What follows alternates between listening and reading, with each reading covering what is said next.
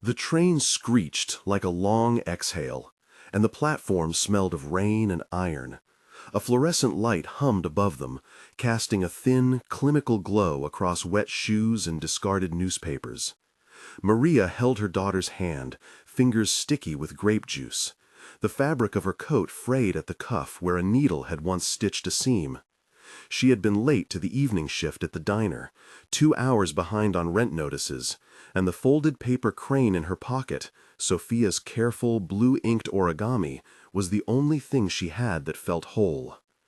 A man in a dark suit stumbled near the edge, his breath shallow, his face like weathered brass beneath the lights. Without thinking, Maria stepped forward and pressed the origami into his palm while calling for help.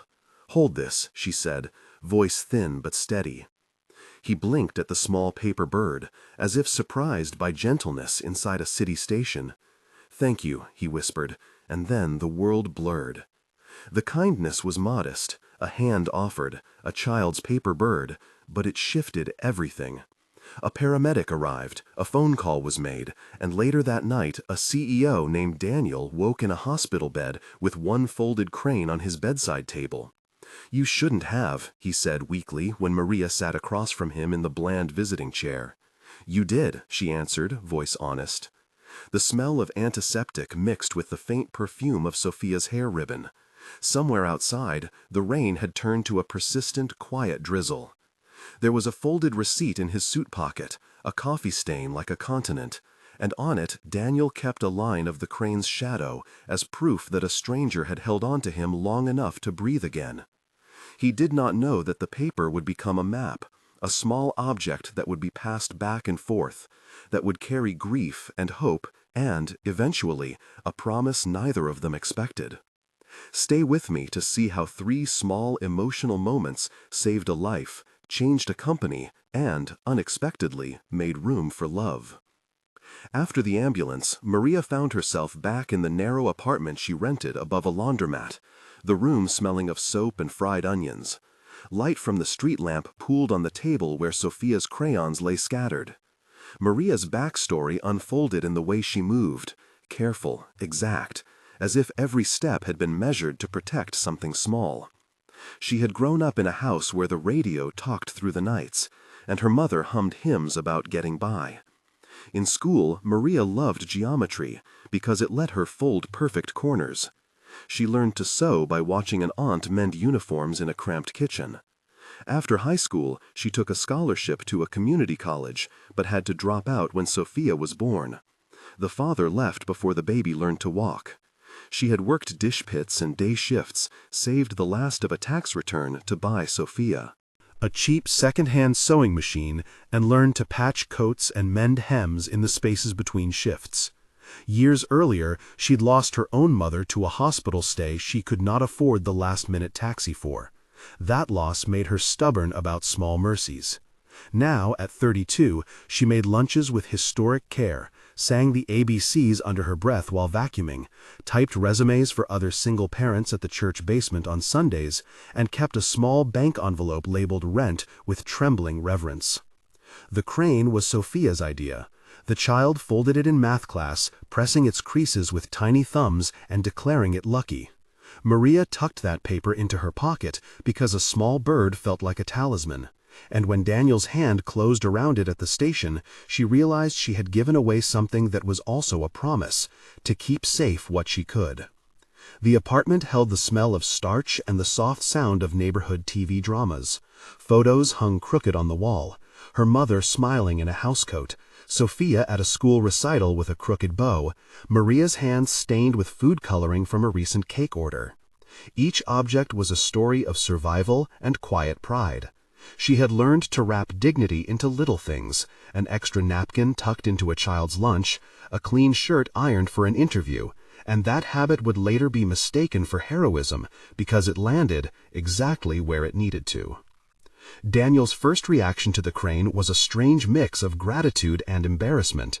When the nurse handed him a full cup of coffee and a plastic spoon, he lifted the paper to his lips as if testing its existence.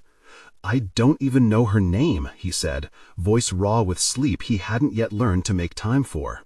Maria shrugged, the kind of shrug that had been practiced across unpaid bills and school plays. "I'm Maria," she said. "This is Sofia." He tried to focus. The hospital room smelled of lemon cleaner. His suit had been removed for the emergency and folded neatly into a plastic bag. And there was a faint, persistent chime from the telemetry monitor that matched the cadence of the rain outside. "Why did you help me?" he asked, genuinely puzzled. "Because I remember someone doing it for me once," Maria answered, and that answer landed between them like shared currency. A cashier named Omar later told a local paper how he had seen Maria press down on Daniel's chest in the station with calm hands and then cradle his head. "She didn't think," Omar said, "she acted." This moment planted a seed. Daniel, a man used to decisions measured in quarterly forecasts, discovered that the ledger of life contained debts not always payable in money. He kept the crane in his shirt pocket for the 7 days he spent in observation. It moved with him to the boardroom and back home, an absurd, fragile compass that reminded him of being held while he trembled. That tiny origami was more than paper. It became a symbol of a life not yet decided. At 30% of the story's span, you could hear the city exhale and a subtle invitation to the audience's own memories of being helped. Here, I pause to ask you, if this scene made your chest tighten, write in the comments a small gesture and tell the smallest act that changed you. Your story will matter to others who need proof that kindness travels. Now, back to Maria.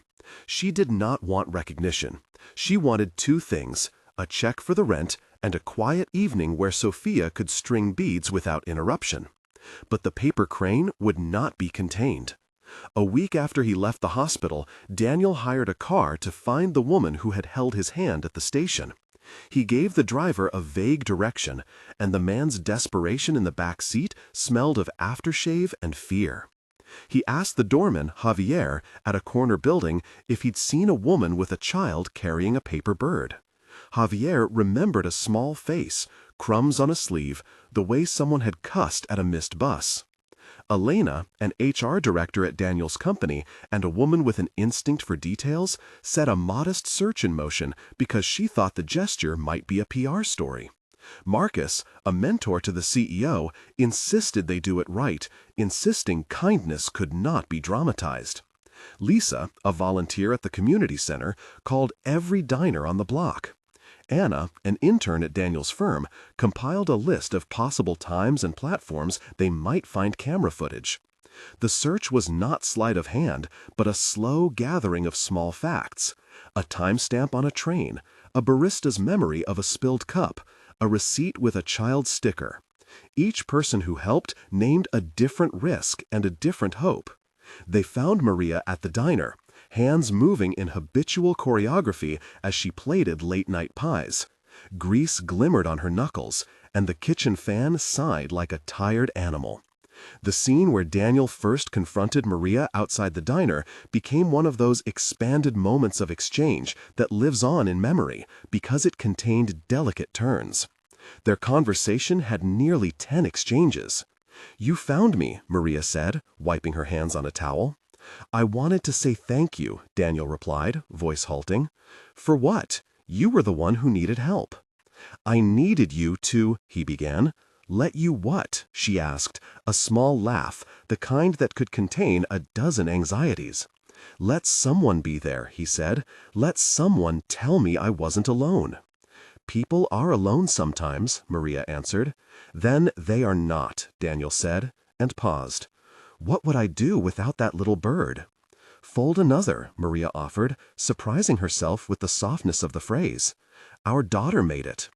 "Does she fold them with special hands?" he asked, trying to lighten the air. "She folds them with focus," Maria said, "and a lot of crayons." "I don't know how to fold things like that," Daniel admitted, looking at his expensive shoes, suddenly aware of the smallness of his hands. "We can teach you," Maria said. "No," Daniel said quickly, eyes widening. "I mean, would you teach me? Teach me how not to be terrified." "That's a big ask," she replied. "But it's better than doing nothing," he answered. "Better than what, sir?" she said, amused by his formality. "Better than pretending all of this is normal." The exchange ended with a promise of coffee together the next afternoon, an offer neither of them could have pre-planned into a life-altering arc. The offer that followed was precise and humane, not charity. Daniel, who ran a tech firm that designed remote communication tools, proposed an idea that preserved Maria's dignity: a paid apprenticeship in the company's community outreach program, structured as a co-designed fellowship where skills she already had, organizing, mending, leading parents at the church, would be respected as expertise. The meeting to formalize the offer involved Elena, Marcus, Lisa from the center, and an HR committee. It was a negotiation with slotted lines, signatures, and handshakes that smelled of printer toner and coffee. The dialogue in that scene had nearly 10 turns, too.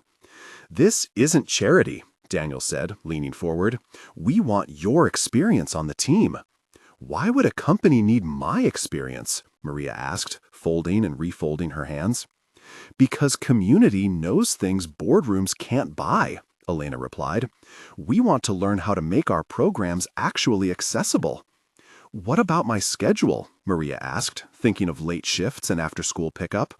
"We will pay you a living wage," Marcus said, "and we will be flexible." "And Sofia?" she asked, the word a small, loaded thing. "We'll include childcare at the center for fellows," Lisa promised. "No lectures," Daniel added quickly. "Only partnership. Your work will guide us." "And if I fail?" Maria asked, honest and tired. "Then we'll adjust," Elena said. "We will not make promises we won't keep," Daniel said. Maria closed her eyes for a moment, inhaling the smell of warmed soup from a nearby table and the steady pulse of conversation. "All right," she said, "I'll try." But doubt and provocation arrived like winter fog. There was a scene where Maria wondered if the offer was a mistake, a condescending experiment, and she held her daughter at night and felt the old, raw ache of being inadequate despite her stubborn competence. Tension swelled. Her hands trembled while she considered the possibility of humiliation at a company whose polished floors might value her only as a novelty. One pivotal moment unfolded behind a closed office door, where an internal meeting debated her role like a chess piece. The tension paragraph here slows.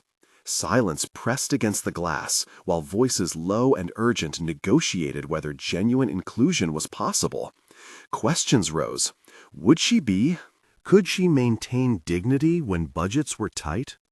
The air tasted of stale breath and printer ink as choices were weighed. She remembered her mother's advice. Measure kindness by the footprint it leaves, not by the medals it brings. That memory steadied her. She chose to believe in the people who offered the work, and because of that choice, a small program began that prioritized co-leadership, trained managers in humility, and scheduled shifts around daycare pickups. The program's first week smelled like newly printed manuals, spilled tea, and the laughter of children. The ordinary textures that signal a new kind of work, one made to fit life rather than replace it. Maria's first weeks at the company showed quiet transformation. The new role was not about grand gestures, but about small, repeated acts that rewired culture. She ran workshops where parents taught employees how to schedule meetings without penalizing caregivers. She organized a repair clinic that taught interns to sew a button and fix a hem, tasks that seemed trivial but told a deeper story about respect. Characters multiplied. Anna, the intern who learned to be precise in outreach calls, Omar, the barista who started a morning shift at the office cafe so parents could drop by, Ruth, the director of a neighborhood shelter who partnered with Maria to create an employer-friendly referral pipeline. Scenes in the community center were rich with sensory detail: the varnish of folding tables, the grainy touch of used textbooks, the smell of cornbread on a Thursday, children's voices like buttons popping with energy.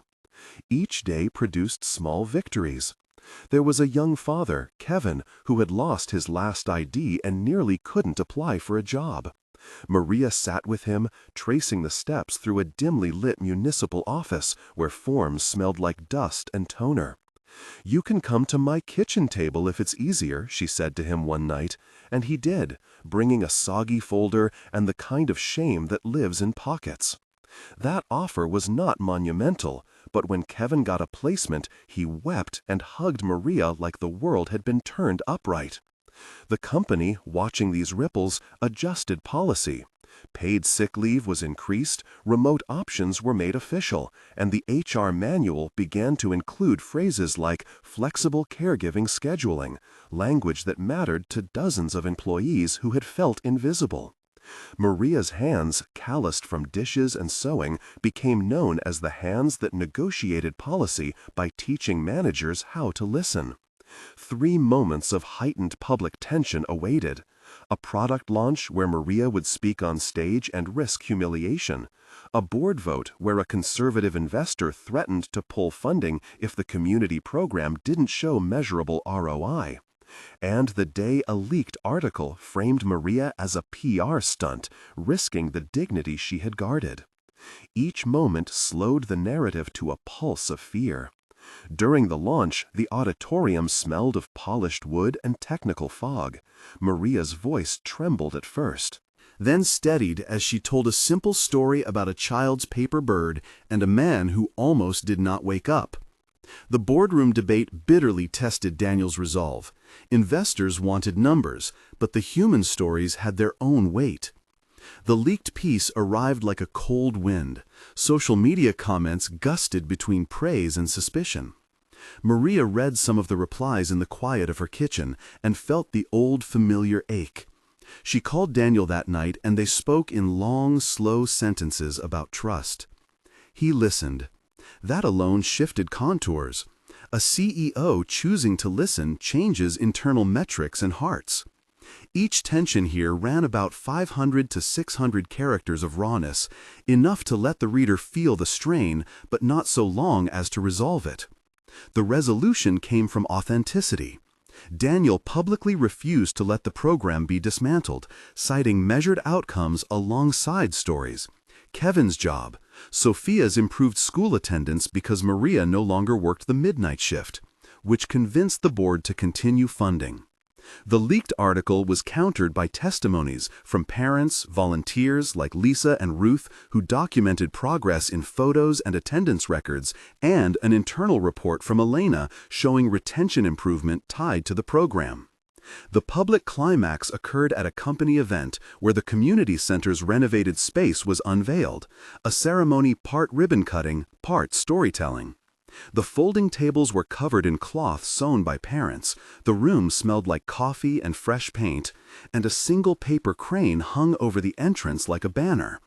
Daniel gave a speech that resisted arrogance. He mentioned a name, Maria. He returned the crane to her in front of an assembled crowd: employees, community members, a local journalist, and the interns who had become steady hands. "This is not about me," he said, voice catching. "It's about the people who showed me what courage looks like on the ground." Maria and Daniel's conversation on that stage had the weight of public truth and private admission. There were quiet lines exchanged between them before the cameras blinked away. "You taught me to look," Daniel said. "You taught us all," Maria replied. "And you taught me to hold," he said, and then he reached out, not theatrically, but simply, took her hand and kept it. The moment was small and enormous at once, a hand held in public, a gentle squeeze that acknowledged debt repaid, respect earned, and something like affection sparking in the warm light. People like Javier, Omar, Lisa, Ruth, Anna, and Marcus stood and applauded. Their faces were not just witnesses, but participants in the arc they had helped create. The ribbon was cut by a volunteer kid whose laughter broke the formality. The paper crane went on a glass board labeled Legacy as a reminder of beginnings. In the weeks that followed, changes accumulated into habit. The company integrated community liaisons into their HR teams. Managers began calls with an actual check-in about home responsibilities. Parents used paid time off without fear. Taught a workshop on everyday dignity, where she used sewing metaphors to describe systems work, patching holes, reinforcing seams, mending things so they could be used again. Daniel attended, sometimes with a notebook, sometimes simply listening, and he learned to fold a paper crane poorly and then better, with Sofia's guidance and laughter.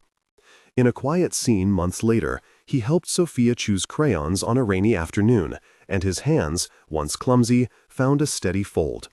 Romance unfolded with the same slow integrity as policy change. It arrived in shared meals, in Daniel bringing Maria soup when she was exhausted, in Maria showing Daniel how to fix a hem, and him bringing the iron. There were no cinematic declarations. Instead, there were invitations, dinner, shared cases at the community center, evenings shelving books where they found themselves close in quiet work. Love in this story was practical and careful. It grew out of mutual respect and the repeated choices to be present.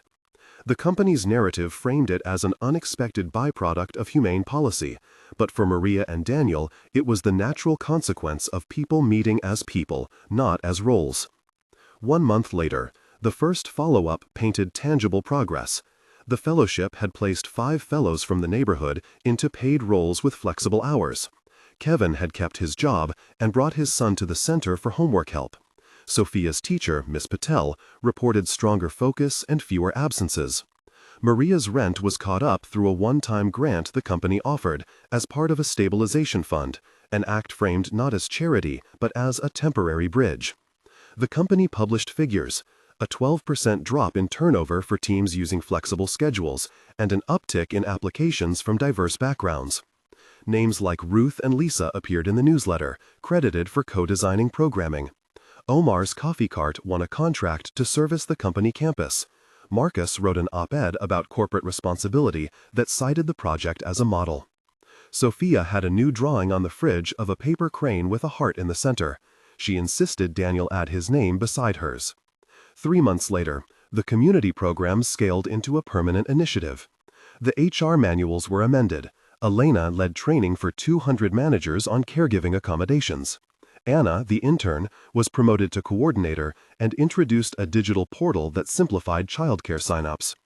A local newspaper ran a profile that focused on measurable outcomes, but included quotes from parents. "I can take the interview," one mother said. "I can be present for my child's recital," another said. The company's board reported improved morale and a better public image, but the more meaningful numbers came from families like Maria's, who testified at a town hall about stability restored. Daniel and Maria had navigated the slow, practical courtesies of a relationship, shared calendars, conversations about boundaries, and mutual care. They were seen walking Sofia to school some mornings and hosting community dinners. The crane was framed in a small glass box in the community center, its edges softened by touch. 6 months later, the legacy had begun to stretch beyond the initial neighborhood. 2 new partner organizations joined, offering legal clinics and vocational training on site. A former intern, now a project lead, replicated the fellowship model in another city. Maria had moved into a slightly larger apartment, modest, but with a shelf where Sofia's drawings multiplied. Daniel had reduced his travel schedule by insisting on being in meetings that mattered and by delegating more. They celebrated with a small party at the center, where Marcus toasted a new way to do business, and Ruth talked about how respect costs little but changes everything. The paper crane's shadow hung over the room as if it had been the original blueprint for a series of choices. On the personal front, Maria and Daniel had begun to discuss future steps cautiously. A shared bank account for joint community projects, a plan for co-parenting spaces at the center, and an agreement to always name power imbalances rather than pretend they do not exist. Sofia now folded cranes with a practice hand and taught Daniel the little secret fold that makes the wings stay. The community's reaction had names: Anna, the intern who now mentored others; Omar, the barista who expanded his hours; Lisa, the volunteer who ran the childcare roster, people whose small acts had accumulated into measurable change. The legacy was practical: children with better school attendance, parents with more reliable incomes, and a company that learned to listen. The conclusion tightens like a hand closing gently around a small bird. A single, modest act of kindness, Maria giving a paper crane she could not afford to lose, unfurled into a sequence of choices that saved a life, altered a corporate culture, and made room for love between two people who met as equals. The proof was tangible. Kevin's job, Sofia's improved grades, the community center's new roof funded by employee-driven donations, and a set of HR policies that protected caregivers. It was sustained by people who refused to treat dignity as a luxury. Maria, Daniel, Sofia, Ruth, Omar, Elena, Marcus, Lisa, Javier, Anna, and many more, whose names belong in the story because they acted and because their actions were visible and replicable. Today, the crane sits in a small frame at the center. Sometimes children trace its edges with sticky fingers and tell the story of the night a stranger held a hand. If this story warmed you, tell us in the comments. A small gesture, and share the tiniest kindness that ever changed your world. If you want more stories that remind us we can change systems with steady human work, subscribe. Small things, done by people who care, create legacies. The city keeps humming, and somewhere, someone will fold a paper bird and decide, in that small making, to help.